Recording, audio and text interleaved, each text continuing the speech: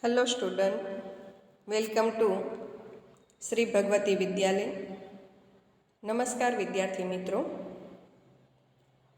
ધોરણ 3 ગણિત ગમ્મત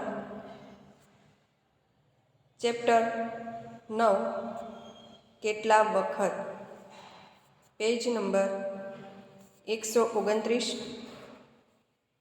આપણે આગળ શીખી ગયા છીએ કે 3 પગલાં અને 4 પગલાં કૂદવાનો પ્રયત્ન આપણે કર્યો છે. હવે અહીંયા 7 પગલાં સાથે આપણે કૂદવાનો પ્રયત્ન કરવાનો છે. તો અહીંયા મણકા પૂરવેલી માળા આપેલી છે, તેમાં સંખ્યા છે અને આપણે 7 પગલાં આગળ કૂદવાનું છે. તો જુઓ વિદ્યાર્થી મિત્રો, મારી સાથે તમારે પણ પ્રયત્ન કરવાનો છે. સૌથી પહેલાં આપણે 0 પરથી લઈશું. 0 પરથી આપણે 7 પગલાં કૂદીશું એટલે સંખ્યા આવશે 7. 0 પરથી 7.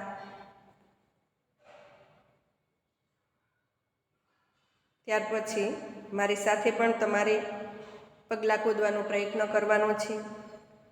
ત્યાર પછીની સંખ્યા આવશે 15,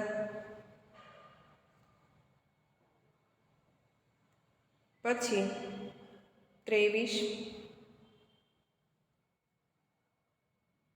ત્યાર પછીની 7 પગલાં કૂદીશું એટલે સંખ્યા આવશે આપણે 31,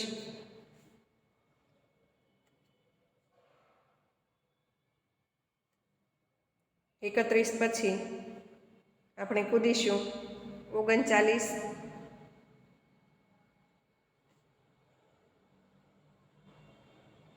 ત્યાર પછીની સંખ્યા 47, ત્યાર પછી 7 પગલાં 55,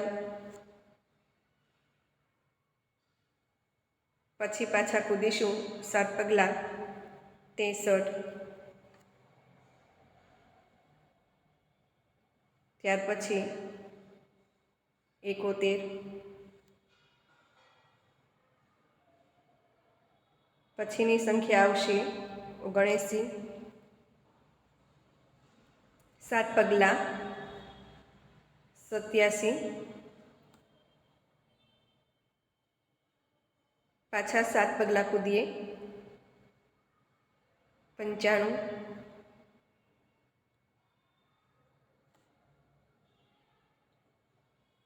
સાત પગલાં કૂદીએ 103 સંખ્યા,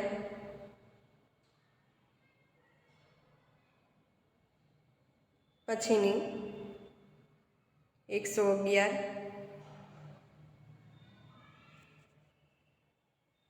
ત્યાર પછી 7 પગલાં 119, પછી આવશે 127,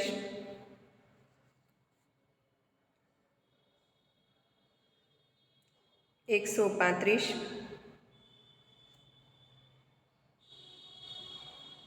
,143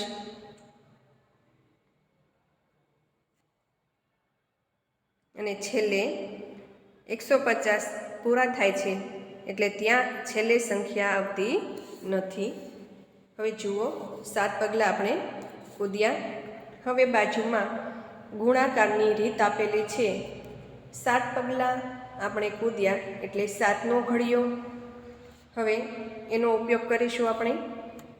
તો 1 × 7 અહીંયા લખેલું છે. 1 × 7 એટલે કેટલા થશે? તો કે 7. 2 × 7 એટલે કે 7નો ઘડિયો 2 સુધી. તો કેટલા આવશે વિદ્યાર્થી મિત્રો? 14. 3 × 7 એટલે 7નો ઘડિયો 3 સુધી. તો 7નો ઘડિયો 3 સુધી આપણે બોલીશું એટલે આવશે 21. 4 × 7 એટલે 7 ચોક 28, 5 ગુણ્યા 7 એટલે કે 5નો ઘડિયો પણ 7 સુધી બોલીશું તો પણ 35 થશે, અને 7નો ઘડિયો 5 સુધી બોલીશું તો પણ 35 થશે. બંને ઘડિયાનો ઉપયોગ અહીંયા થાય છે. હવે જુઓ નીચે,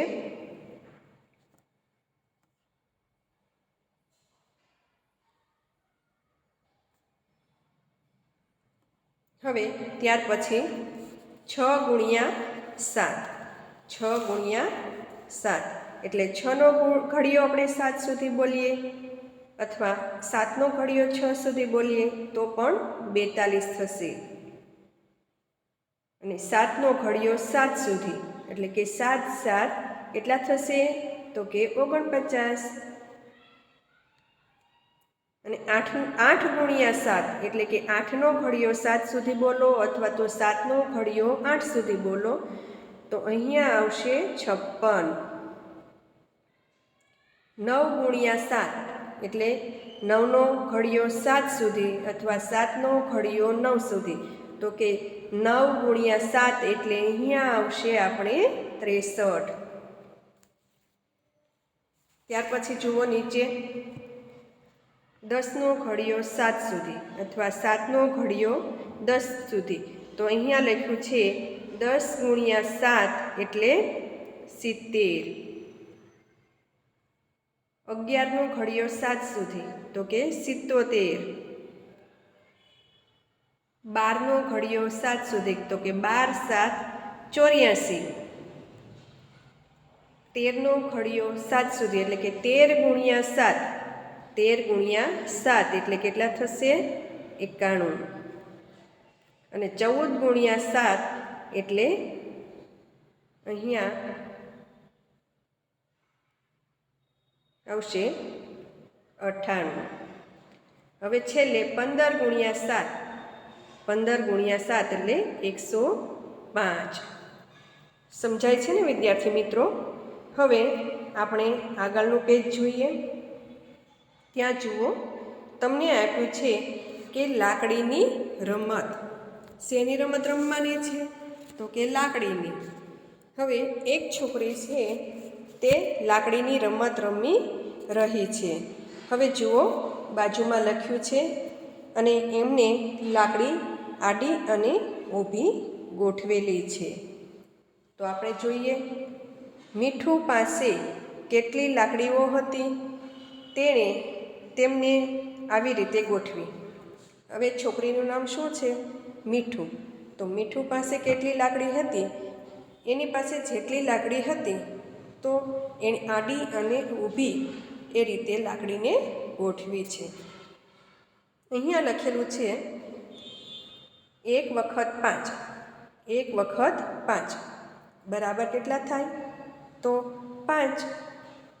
આપણે આગળ સમજી ગયા છીએ આ 2ના ઘડિયો એટલે કે 2 વખત 5 2 વખત 5 બરાબર કેટલા તો 10. એટલે કે આપણે ઘડિયાળનો જ ઉપયોગ કરવાનો છે. અહીંયા 2નો ઘડિયો 5 સુધી બોલો તો પણ 10 થશે, અથવા 5નો ઘડિયો 2 સુધી બોલો તો પણ 10 થશે.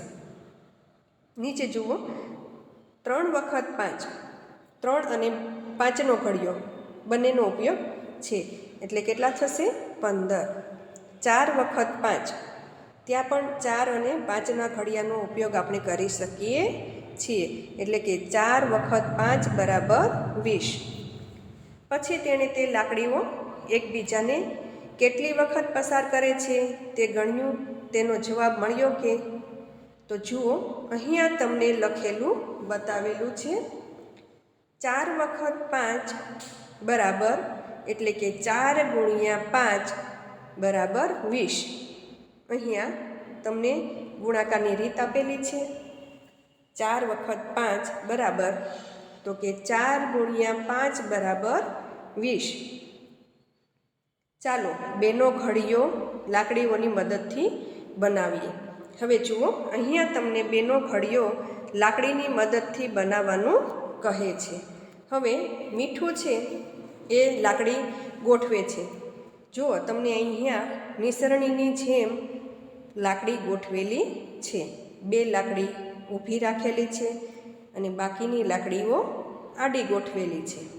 તો તમે જુઓ છો કેવી રીતે ગોઠવેલી છે.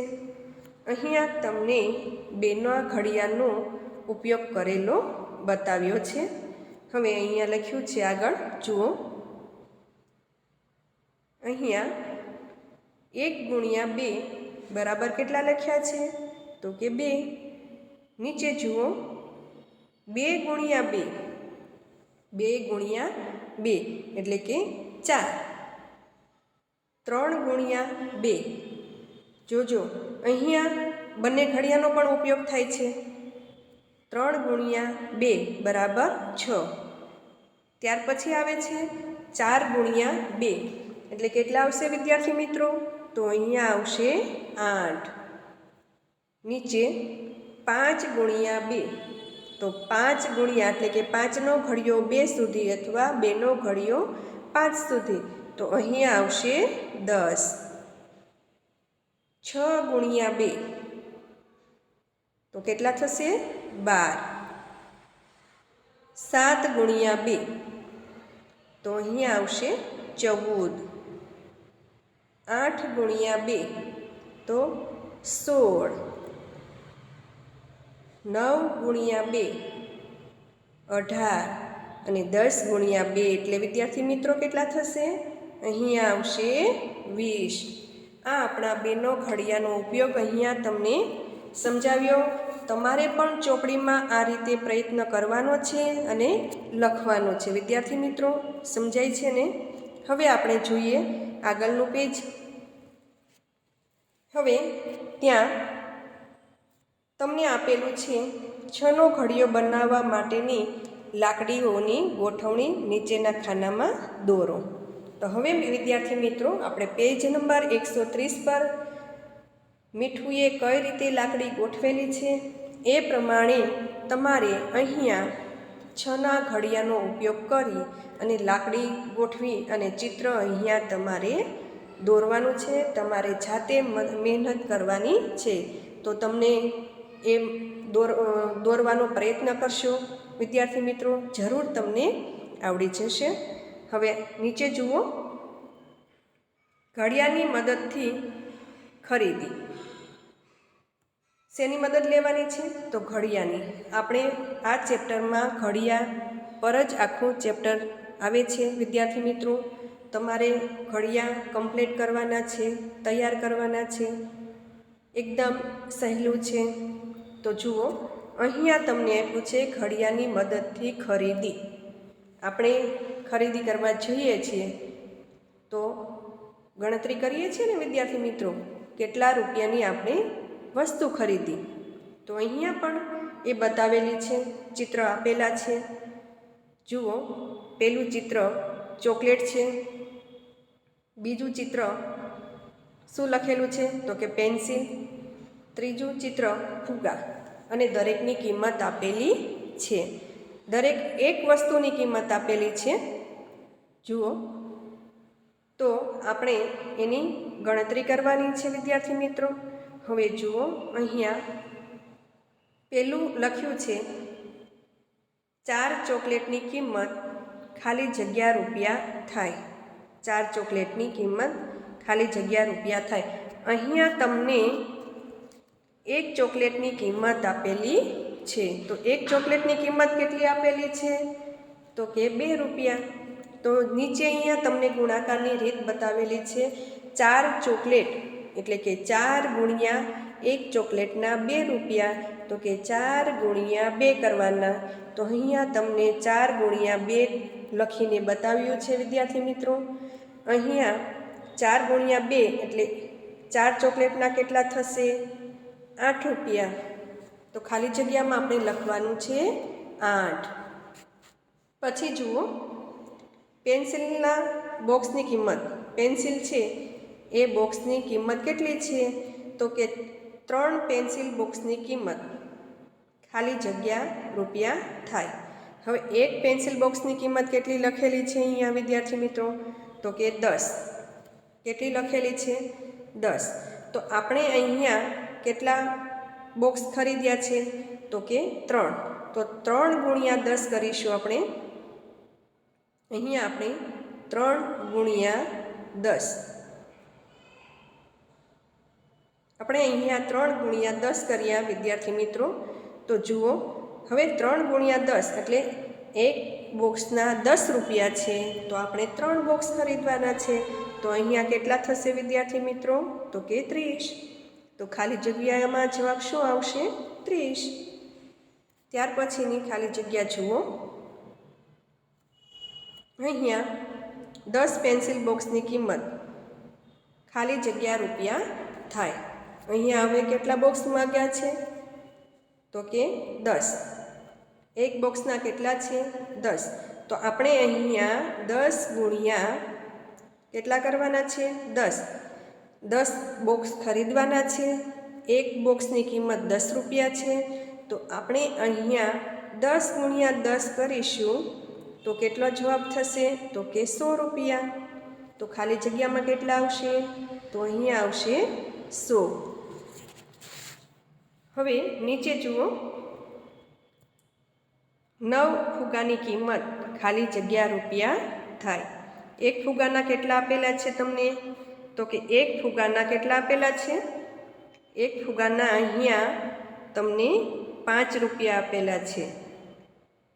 તો આપણે કેટલા ફુગા ખરીદવાના છે? તો 9. તો આપણે 9 ગુણ્યા 5 કરીશું. એક ફુગાના 5 રૂપિયા છે. આપણે ફુગા ખરીદવાના છે 9. તો 9 ગુણ્યા 5 કરીશું. તો 9નો ઘડિયો આપણે 5 સુધી બોલવાનો છે. તો 9નો ઘડિયો 5 સુધી બોલીશું તો જવાબ શું આવશે? 45. અથવા 5નો ઘડિયો 9 સુધી બોલશું તો પણ એમનો જવાબ આવશે 45. તો ખાનામાં કેટલા લખીશું વિદ્યાર્થી મિત્રો? 45. તો 9 ફુગાની કિંમત કેટલા રૂપિયા થશે? તો કે 9 ફુગાની કિંમત 45 રૂપિયા થાય.